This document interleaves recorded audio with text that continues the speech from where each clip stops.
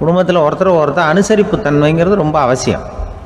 கணவன் மனைவின்னா அனுசரித்து போகணும்னு சொல்லுவாங்க. அதாவது ஒரு கணவன் அதுக்காக தான் அந்த காலத்துலலாம் ஒரு வீட்டுக்கு வந்து மாப்பிள்ளை தேடுறதுங்கிறது ஒரு பெரிய குடும்பத்தை நிர்வகிக்கிற அளவுக்கு ஒரு கணவனாக வரக்கூடிய எப்படி இருக்கணும் அப்படின்னா, அந்த காலத்தில் புலி வேட்டைக்கு போகணும். ஒரு பொண்ணுக்கு மாப்பிள்ளை தேடுறதுன்னா நம்ம தமிழ் பழக்கம் என்னென்னா, காட்டுக்கு போய் ஒரு புலியை வேட்டையாடிட்டு வரணும். அந்த புலி பல்லு அல்லது நகத்தை கொண்டுட்டு வரணும் அந்த இளைஞன். அதை வந்து வீட்டில் கொடுப்பான். அதை தான் கட்டி அதை வந்து இதாக கட்டுவாங்க, மாலையாக போடுவாங்க, தாலியாக கட்டுவாங்க. அதாவது வீரம் இருக்கா பையனுக்குன்னு பார்ப்பாங்க. ஒரு பொண்ணு வேணும்னா நீ முதல்ல வீட்டுக்கு பொண்ணு கேட்க போகக்கூடாது, காட்டுக்கு போகணும். போய் புலியை கொண்டு வா, அதுக்கப்புறம் தான் உனக்கு பொண்ணு அப்படின்னு சொல்லுவாங்க. இப்போலாம் ஏன் போகிறது இல்லைன்னா, இப்போலாம் ஒருத்தனை வந்து காட்டுக்கு போய் புலிப்பல் கொண்டு வான்னா புலி தான் மாப்பிள்ளையாக வரும். அதனால தான் இப்போ போகிறதில்ல யாரும் காட்டுக்கு. அப்போ வந்து பெண்களும் வந்து ரொம்ப வீரமாக இருந்தாங்க. பெண்கள் மூலம் அந்த காலத்தில் எப்படின்னா, முறத்தாலேயே புலியை துரத்துவாங்களாம். நம்ம பழைய பாட்டிலெல்லாம் பார்த்துருப்பீங்க, முறத்தால் புலியை விரட்டினாங்கன்னு வரும் பழைய பாட்டு. ஒரு அந்த அளவுக்கு பெண்களுக்கு வீரம். இப்போ கல்யாணம் ஆகி இந்த காலத்தில் ஒரு கணவனை வந்து விரட்டிட்டு வந்தாங்களாம் முறத்தை எடுத்துக்கிட்டு. ஒரு மனைவி அவன் பயந்துட்டு வெளில ஓடி வரான், பின்னாடி முறத்தை எடுத்துகிட்டு அந்த அம்மா ஓடி வருது. இவனை தனியாக பிடிச்சி கொண்டு போய், என்னப்பா இந்த மனைவிட்டு இப்படி பயந்து ஓடி வரைய, முறத்தால் துரத்துறா இப்படி வரைய அப்படின்னா, அவன் அப்படியே தடுமாறிக்கிட்டு அதெல்லாம் ஒன்றும் இல்லை, அவன் என்னை புலியாக நினைக்கிறா அப்படின்னு ஒரு பெருமையாக சொல்லிட்டானான். அந்த காலத்தில் புலியை தான் முறத்தால் விரட்டினாங்க, இப்போ புருஷனை விரட்டுறாங்க அப்படின்னு சொல்லி. அப்படி அந்த காலத்தில் வந்து கணவனுக்கு ஒரு குடும்பத்தை நிர்வகிக்கிற திறமை இருக்கா, உடல் வலிமை தான் முக்கியம். இப்போ கூட மதுரை பக்கத்தில் ஐயாவுக்கு தெரியும், அந்த இளவட்டக்கல்லுன்னு ஒரு ஊருக்கு ஊர் எல்லையில் கிடக்கும். ஊர் எல்லையில் ஒரு பெரிய கல் கிடக்கும். அந்த ஊருக்கு பொண்ணு கேட்க போகிறவங்க அந்த கல்லை தலைக்கு மேலே தூக்கி காட்டணும். அப்படியே தூக்கி தலைக்கு மேலே வசதி கீழே போடணும். அந்த வலு இருந்தால் தான் நீங்கள் அந்த ஊருக்குள்ளேயே போகலாம், பொண்ணு கேட்குறதுக்கு போகலாம். இல்லைன்னா நீ திரும்பி போக வேண்டியதான். அந்த வலிமை இருக்கா மாப்பிள்ளைன்னு பார்க்குறாங்க. இளவட்டக்கல்லுன்னு பேர். அப்போ என்ன பண்ணாங்கன்னா, ஒரு 1000 வருஷத்துக்கு முன்னாடி அந்த கல்லை தலைக்கு மேலே தூக்கி கீழே போடுவாங்களாம். ஒரு 500 வருஷத்துக்கு முன்னாடி அப்படி கொஞ்சம் தூரம் இடுப்பு அளவுக்கு தூக்கி கீழே போட்டுக்கிட்டு இருந்துருக்குறாங்க. அதுக்கப்புறம் ஒரு 100 வருஷத்துக்கு முன்னாடியெல்லாம் அப்படி முழங்கால் அளவுக்கு அப்படி தூக்கி போட்டால் போகிறோம்னு வச்சுருந்தாங்களாம். இப்போ நான் அந்த ஊருக்கு என் கூட பழனிசாமின்னு ஒருத்தர் இருக்கார். அவர் போய், உனக்கு எப்படிப்பா இந்த ஊரில் கல்யாணம் ஆச்சு அப்படின்னா, இப்போலாம் நாங்கள் தொட்டு கும்பிட்டா போகிறோம், அதை அசைக்கிறது கூட இல்லை. அப்படி ஆகிட்டுது. ஒரு குடும்பத்தை கணவனாக வரப்போகிறவனுக்கான தகுதி அந்த காலத்தில் அப்படி இருந்துதான். அப்படி வந்து கணவன் வந்து தேர்ந்தெடுக்கிறது, குடும்ப தலைவனை தேர்ந்தெடுக்கிறது ஒரு பெரிய காரியம். ஒரு பெரிய செல்வந்தர் போட்டி வச்சாராம். ஒரு நீச்சல் குளம், அதில் யார் வேணாலும் குதித்து அந்த பக்கம் போய் கரையேறலாம். அந்த நீச்சல் குளத்தில் விஷப்பாம்புலாம் கிடக்கு. யார் துணிஞ்சி அந்த விஷப்பாம்பு இருக்கிற குளத்தில் குதித்து அந்த பக்கம் போய் கரையேறானோ அவனுக்கு ஒரு 100 ஏக்கர் நிலம் கொடுப்பேன். அது வேண்டான்னா ஒரு 1000 ஆடு கொடுப்பேன். அதுவும் வேண்டான்னா என் பொண்ணை கொடுப்பேன் அப்படின்னு போட்டி வச்சார். அதான் மாப்பிள்ளையை தேர்ந்தெடுக்கிறதுக்கு அவர் ஒரு வழி, நீச்சல் குளத்தில் குதித்து கரையேறணும். இப்போ அந்த ஊரில் இருக்கிற இளைஞர்கள்லாம் வந்து பார்க்குறாங்க அந்த குளத்தில் குதிக்கணும்னு. ஆனால் குளத்தில் வெறும் விஷப்பாம்புலாம் கிடக்கு. இது என்ன பண்ணுறதுன்னு பார்த்தா யாருமே குதிக்கிறதுக்கு தைரியம் வரல. திடீர்னு ஒருத்தன் துணிஞ்சு குதித்தான். படபடன்னு அடிச்சுட்டு போய் அந்த பக்கம் கரையேறிட்டான். கரையேறின உடனே பரவாயில்லையே ஒரு ஆள் வந்துட்டான்னு சொல்லி அவனை அந்த இளைஞனை போய் பிடிச்சிட்டு வந்தாங்க. அந்த பெரியவர் கேட்டார், ஏப்பா இவ்வளவு பெரிய விஷப்பாம்பெல்லாம் கிடக்கிற நீச்சல் குளத்தில் நீ துணிஞ்சு குதித்து கரையேறி இருக்கிற, உனக்கு என்ன 1000 ஏக்கர் நிலம் கொடுத்துருவா, 100 ஏக்கர் நிலம் கொடுக்கவா சொல்கிறப்படி அப்படின்னா, வேண்டாம் சார்ன்றான். ஓஹோ அப்படின்னா ஒரு 1000 ஆடு வேணுமா உனக்கு அப்படின்னா, அதுவும் வேண்டாம் சார். ஓ அப்படின்னா என் பொண்ணு வேணுமா அப்படின்னா, அதுவும் வேண்டாம் சாருங்கிறான். அப்புறம் எதுக்குடா குதிச்சுன்ட்டு, என்ன உனக்கு என்ன தான் வேணும் அப்படின்னு கேட்டிருக்காரு. என்னை எவன் பிடிச்சி தள்ளி விட்டவன்னு தெரியணும் அப்படின்றான். அதுக்காக அவன் பார்த்துருக்கான். அப்படி இருந்தால் தான் துணிச்சல் வரும் இந்த காலத்தில். எதுக்கு இவ்வளவு சங்கடம்லாம் வச்சாங்கன்னா, ஒரு குடும்பத்துக்கு தலைவராக வர வேண்டிய ஒரு ஆள், கணவனாக இருக்க வேண்டியவனுக்கு துணிச்சல் இருக்கா, தைரியம் இருக்கா அப்படிங்கிறது பார்க்குறதுக்காக இப்படிப்பட்ட தேர்வு முறைகள்லாம் வச்சுருந்தாங்க அந்த காலத்துலலாம். இப்போலாம் கல்யாணம் பண்ணுறது ஆளுக்கு நேரில் பார்க்காமலே கூட கல்யாணம் நடக்குது இன்டர்நெட்டில். இப்போ சர்டிஃபிகேட் கேட்குறாங்க, நோய் நொடி இல்லாமல் இருக்காரா பார், காட்டுக்கெலாம் போக வேண்டாம், நேராக ஆஸ்பத்திரிக்கு போய் ஒரு சர்டிஃபிகேட் வாங்கிட்டு வா, உனக்கு ஒன்றும் வியாதி இல்லைன்னு ப்ரூவ் பண்ணு, அதுக்கப்புறம் பார்த்துக்கலாம், மற்றதை பேசுவோம் அப்படின்னு சொல்லி அப்படி இருக்குது நிலைமை. அதனால் குடும்பத்தில் வந்து அந்த கணவனாக இருக்கிற வேண்டியவனுக்கு பொறுப்பு அதிகம். ஏன்னா எல்லாத்தையும் அனுசரித்து போக வேண்டியது அவன் தான். ஒரு அரசன், அவனுக்கு வயசாயிட்டுது. அதனாலேயே இந்த கவலை பயம் எல்லாமும் அதிகமாயிட்டுது. மரண பயம், ராத்திரியில் சரியாக தூங்க முடியல, இப்படி ஆயிட்டுது நிலைமை. அந்த அரசன் ஏற்கனவே எப்படின்னா போர்க்களங்களில் எத்தனையோ பேரை ஓட ஓட விரட்டி இருக்கிறான். இருந்தாலும் இப்போ அந்த துணிச்சல்லாம் எங்கேயோ போயிட்டுது. பேசாமல் படுத்துருக்கிறான். அப்படியே படுத்தாலும் தான் தூக்கம் வர மாட்டேங்குது. என்ன பண்ணலாம்னு யோசித்தான் இந்த மன்னன். உடனே எல்லா அமைச்சர்களையும் கூப்பிட்டான்.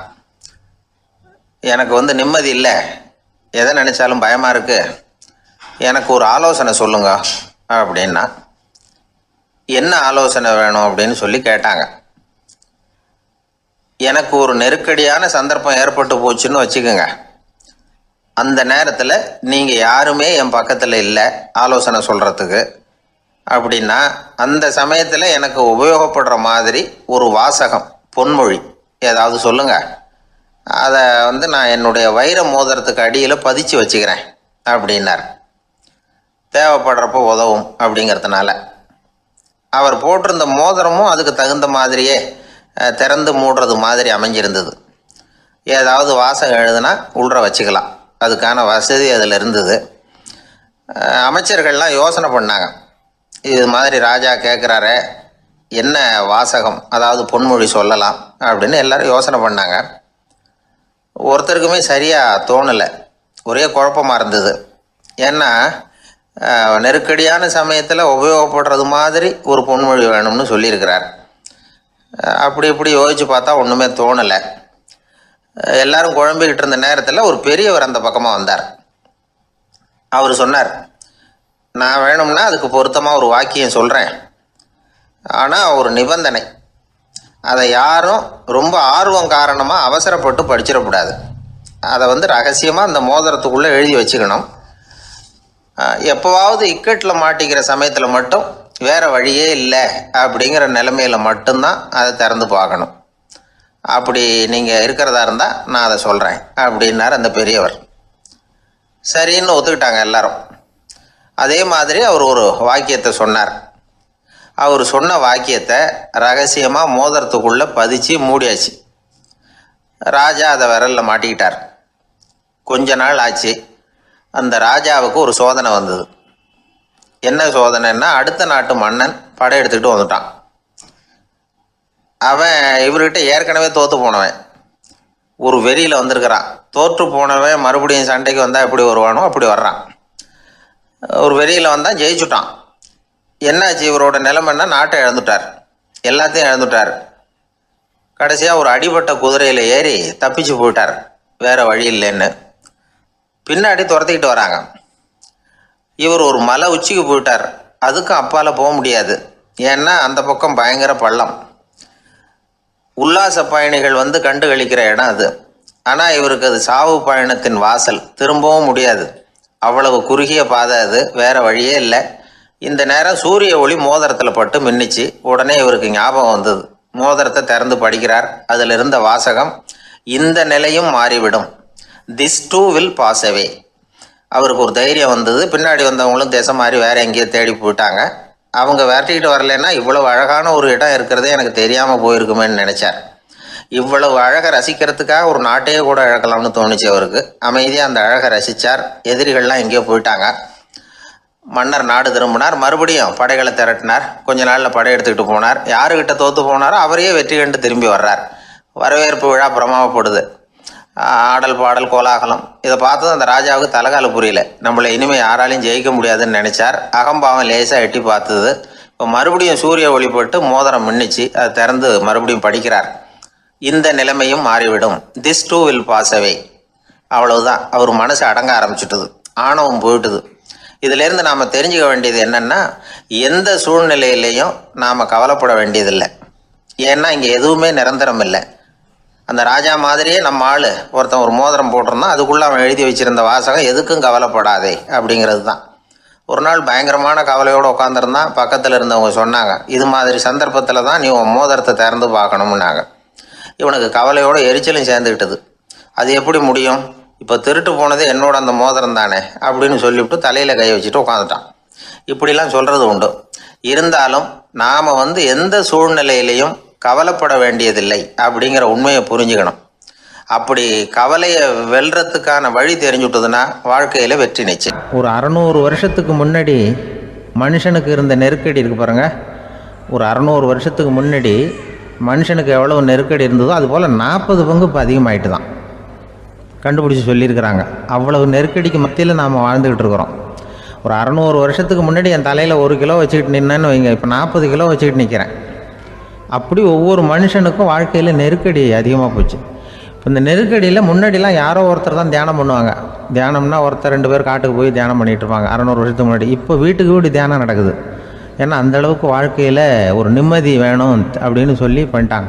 அதுக்கு தான் இயற்கை கொடுத்துருக்கிற ஒரு இயற்கையான வைத்தியம்தான் சிரிப்புங்கிறது. இதை பற்றி பெரியவங்கள்லாம் இப்போ ஆராய்ச்சி பண்ணிகிட்டு இருக்கிறாங்க. சிரிப்புங்கிறது நாம் பிறந்து ஒரு 6 மாதத்தில் தான் முதல் தடவையாக விவரமாக சிரிக்க ஆரம்பிக்கிறோமா. நம்ம பிறந்து 6 மாதத்துக்கு, அதாவது முதல் தடவை சிரிக்க ஆரம்பிக்கிறது ஒரு 6ஆவது வாரம், 1.5 மாதத்தில் தான் குழந்தை விவரமாக சிரிக்க ஆரம்பிக்குது. அப்புறம் அப்படியே சிரிக்க ஆரம்பிக்கிறோமா. அதையெல்லாம் இப்போ கணக்கு எடுத்துருக்குறாங்க.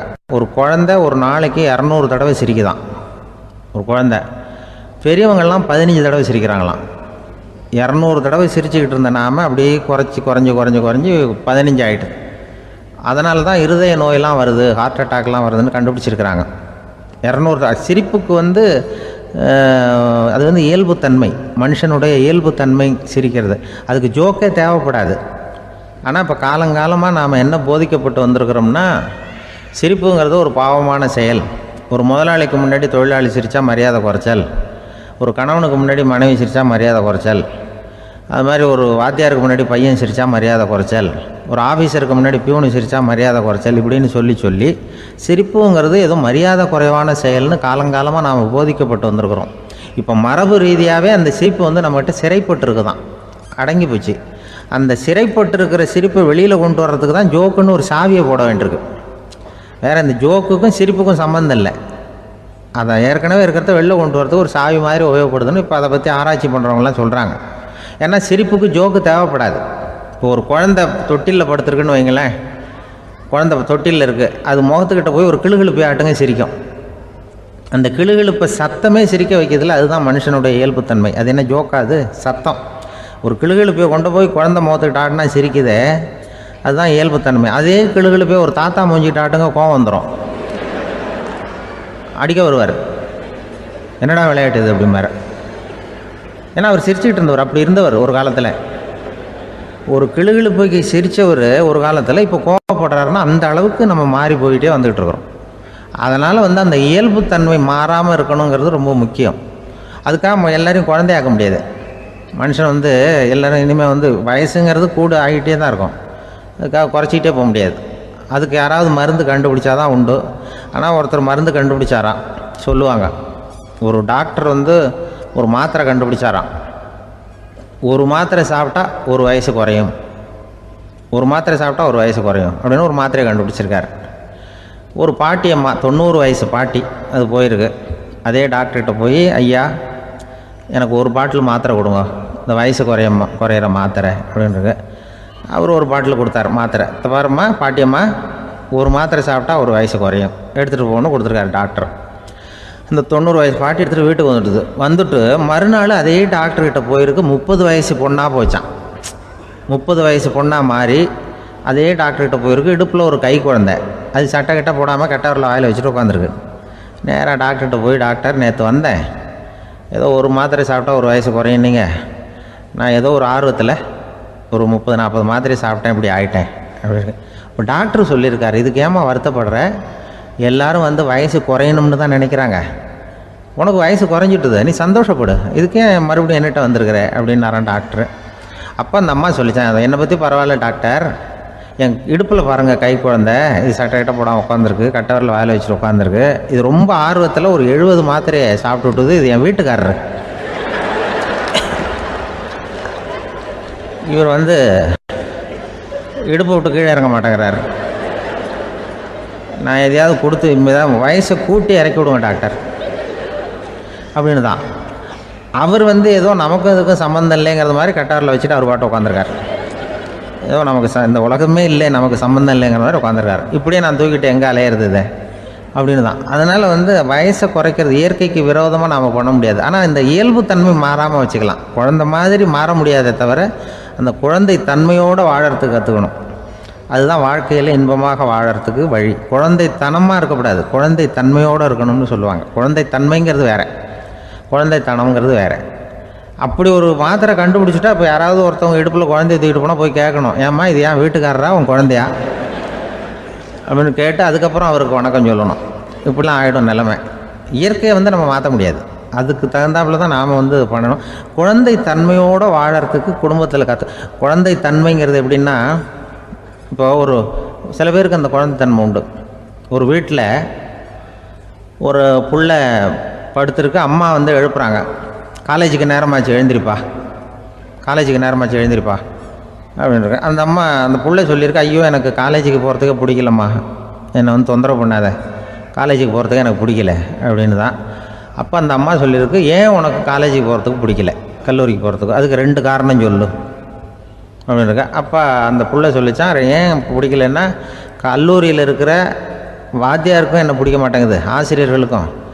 2வது காரணம், கல்லூரியில் படிக்கிற மாணவர்களுக்கும் என்ன பிடிக்கல, அதனால் நான் காலேஜுக்கு போக மாட்டேன்ற குழந்தை புள்ள சொல்லியிருக்கு. அம்மா அப்படிலாம் நீ இதுக்காக போகாமல் இருக்கக்கூடாது, நீ போய் தான் ஆகணும் அப்படின்னு பிடிவாதமாக அந்த அம்மா பிள்ளைய எழுப்புனாங்களாம்.